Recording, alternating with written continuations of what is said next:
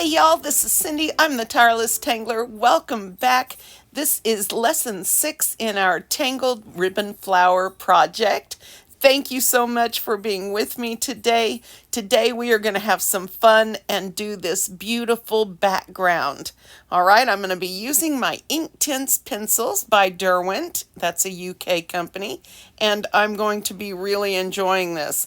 I thought it would be fun to just paint today. Also, I'm going to be doing a comparison between hot press watercolor paper, Fabriano Studio, and Arches. So be sure and stay tuned. All right, you guys have seen me do these Inktense tiles quite a few times, probably. If not, all you have to do is watch some of the videos with colors on the front and you will be all caught up.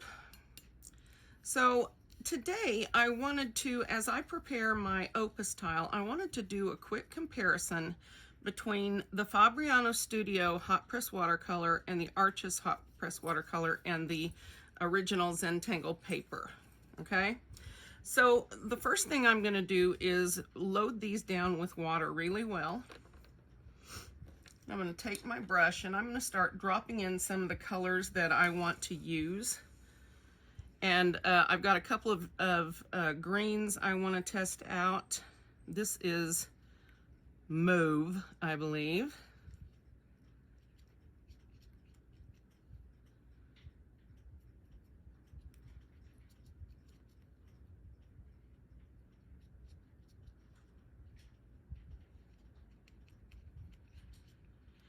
It is interesting, the spread pattern that I'm getting with Arches, and the biggest difference between Arches and Fabriano Studio, besides the country they're made in, is that Arches is 100% cotton. Now, if you'll notice right off the bat, I don't know if you can tell from the camera angle because I can't see it from here, but this one is buckling and the Arches is not. I mean, it's lifting up a bit from the paper, but not really.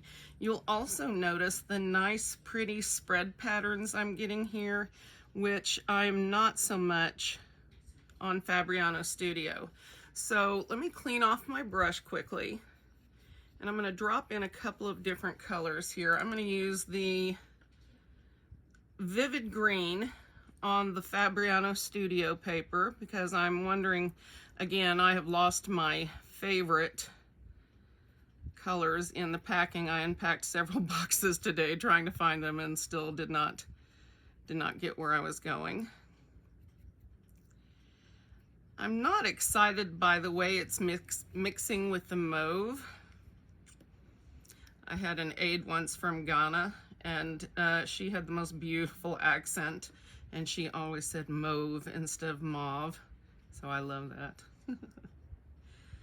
So I'm just tapping this, now this is the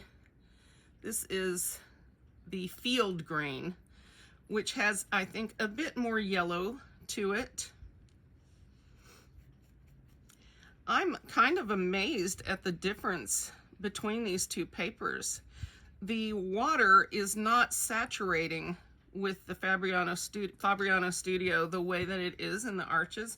And quite honestly, I saw a watercolor, or a watercolorist do a comparison and was talking about the difference between the two. And of course, he was talking about the cold press watercolor paper, was talking about how important 100% cotton is in watercolor paper because of the amount of water that it absorbs. So that's an interesting mix. I think I would like a bit of a lighter shade, and I'm tempted to get out my sea blue, which is a greenish blue, and try that over here on the Arches. Let me dab in a little bit of this. This was the only blue I had pulled out.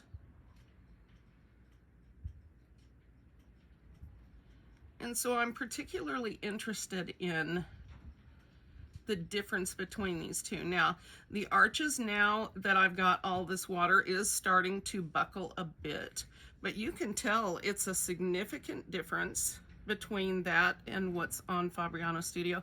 And if you'll notice, the mixing, the color mixing is completely different. Completely different. I think this holds the water better. This marbled effect is interesting. So, you know, if Fabriano is what you have, that is cool. But I think if I remember correctly, they're priced approximately the same. And if I have a choice, then from now on, I'm going to be buying arches. So that might help you and it might not. So I'm going to set these aside to dry. And I'm going to get out, I still haven't quite decided, but I think I like the field green a little bit better than the vivid green.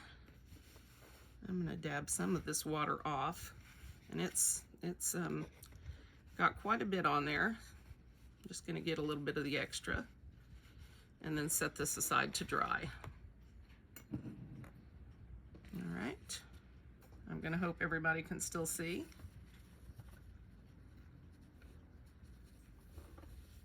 So I really like the blend that I got on this. That's the difference. It's a big difference. So, all right, so let's put our Opus tile to the test. Now I know this is going to be amazing to work with. And this is the last one of my very precious Opus tiles. I bought this in 2019 in October at my CZT seminar.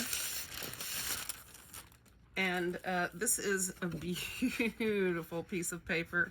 It is 10.5 inches by 10.5 inches. And it has some beautiful words written by Maria Thomas on the back, who is an amazing calligrapher. And let's see. It says beautiful skill, relaxing, mindfulness, intriguing, perspective, mysterious, relaxing, practice, magical gift, simple, focus, complicated, ceremony, powerful ritual, encouraging, metaphor. Yeah, beautiful words. So this is a Zentangle Opus tile. It says an artistic work, especially one on a large scale, which is what the word opus means. And that is something you hear in music a lot. So I'm going to treat this the same way that I treated the Arches and Fabriano Studio examples. And I'm going to first saturate this with water. Let's see if I can move this a little bit, so that I'll get a nice fun spread. And if you want a border particularly around yours, you can do that by placing some painter's tape, some of that tape that's gentle with paper. You will sometimes lift a surface with it if you press it down too tight and leave it there too long, but in the short term it's not too bad for keeping a nice white border around things if you're going to frame it.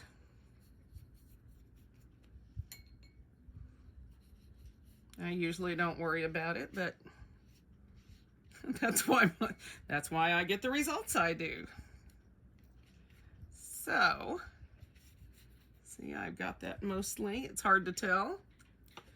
All right, so now I'm going to start with my mauve. I love mauve. And I'm going to go ahead and do what I tell you guys not to do, which is load it over my paper, because I want some of this stuff to happen. I love when I get some interesting bits. And this should do well.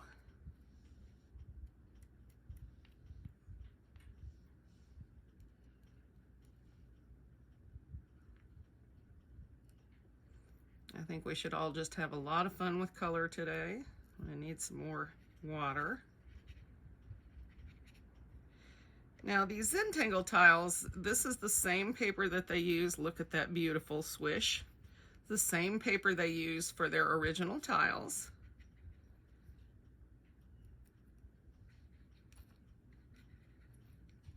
I'm running out of water here. I gotta refill. And so they take a ton of water. Just don't rub too hard, just gently press it in, tap it in. Do it how you're gonna do it. Let me refill my water brush here. I have several on-the-go methods of doing this. One is I can stick it in my water jar. This is just an empty jar that I had at one time. Actually, this was from my mom's kitchen. She used to keep cinnamon sticks in there for when she made spiced tea in the winter. And that's a quick down and dirty way. If your hands are steady enough, you can pour it in from a water bottle. Sometimes I do it that way, sometimes I don't. All right. Okay, so now I think I'm going to switch over and have some fun with blue. And remember, as long as you don't let this get too dry, it's going to be okay. I've got some water pooling over here that I want to dab out. All right, and even though this is starting to pull up in the middle, it's not too bad yet. So now I'm going to go in here with the blue, and I'm also going to flick some spots of interest on here, which I think is fun and cool. And then I'm just going to add lots of water and let them sort of pool and run together. Oops.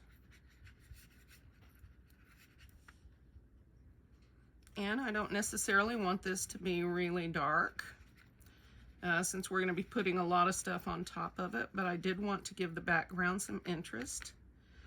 And I want to try some techniques with fine liners, water-based fine liners. I'm going to be using Arteza.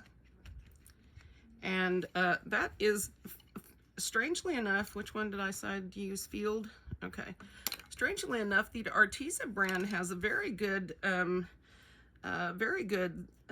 series of water-based stuff, watercolor brush pens, and fine liners. And I don't have their brush pens, but I do have, because I have Tombos, but I do have their fine liner set. They're like, it's like 96. And I also have their watercolor set, the full set. And since I wanted to put other water-based media on top of this, I'm not looking to use anything water-based on the background, which is why I chose the Inktense. Oh, I love how this is turning out. What do you guys think? And see, I wanted to do a special thing today because where we could just paint, because it's so much fun. And I love to let my colors run together.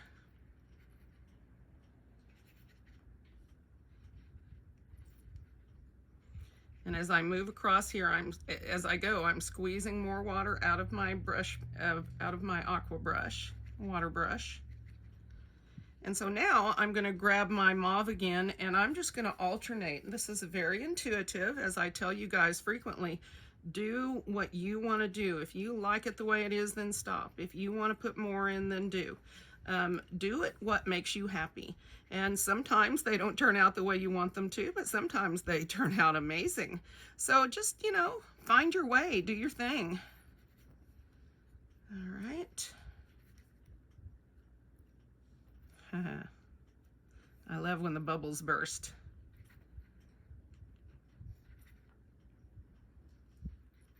I'm having way too much fun with this. These colors are so interesting when they blend. I'm going to leave that one there. See what he thinks.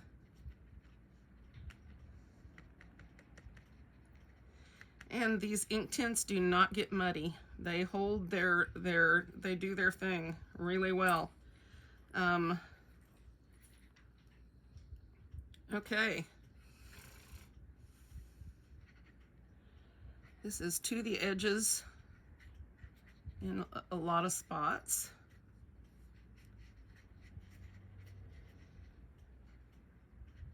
And I don't necessarily want hard edges along here.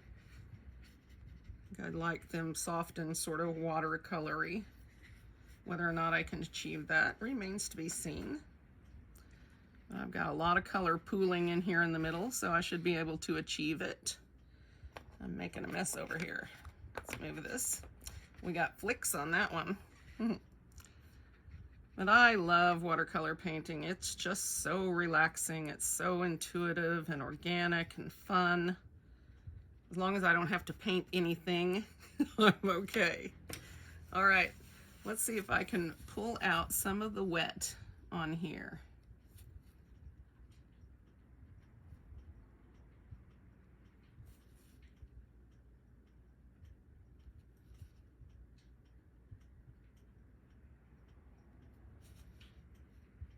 It's just all gonna come right back on there.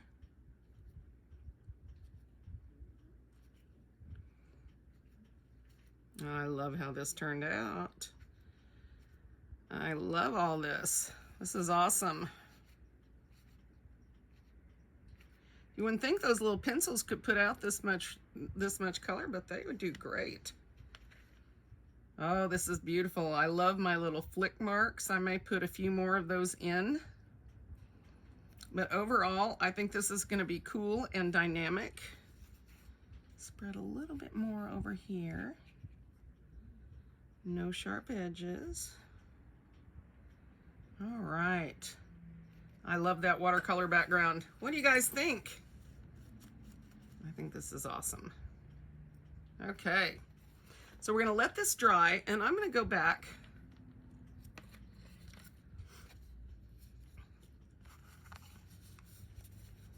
Look at the, I don't know if you can tell, I don't know if you guys are getting the shadow that I'm getting.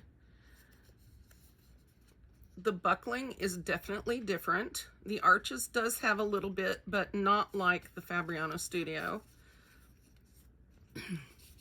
As far as the mix and blend, this is much more, I don't know, watery. And this is much more, I don't know, controlled maybe. I don't know how to describe it. You'll have to get both and play with them yourselves and see what you think. All I know is that my Zentangle tile is going to be awesome. And of course, the arches I think is going to do great. And I think if you're on Fabriano Studio, you're also going to be okay. Just for future reference, if you're going to choose between the two and they're about similarly priced, then I would definitely go with arches. I think it makes a huge difference, the fact that it's all cotton. All right. All right. Check back with me soon, and we're going to get our flower drawn in on here. Thanks for watching.